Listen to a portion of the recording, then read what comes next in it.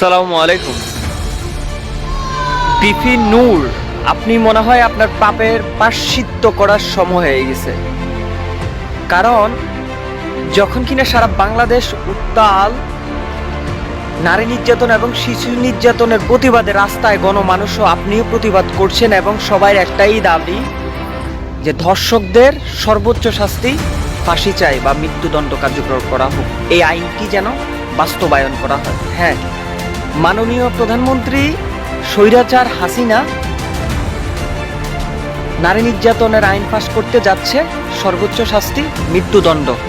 আর সেই ফাঁদে ফেলছে বিপি নূরকে নারী নির্যাতনের মামলা দিয়ে ফাঁসির কাস্টডি বা জেল হাজতে নিয়োগ করার জন্য। বিপি নূরের বিরুদ্ধে যে মামলা এবং যেভাবে আপনার রায়হান সোচ্চার হচ্ছে, অশনীয় সংকেত। বিপি নূর, আপনি আপনার পাপের প্রায়শ্চিত্ত করুন।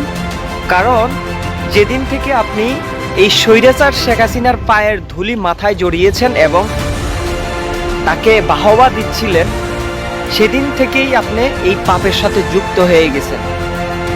আপনার পাপের প্রায়শ্চিত্ত করা উচিত।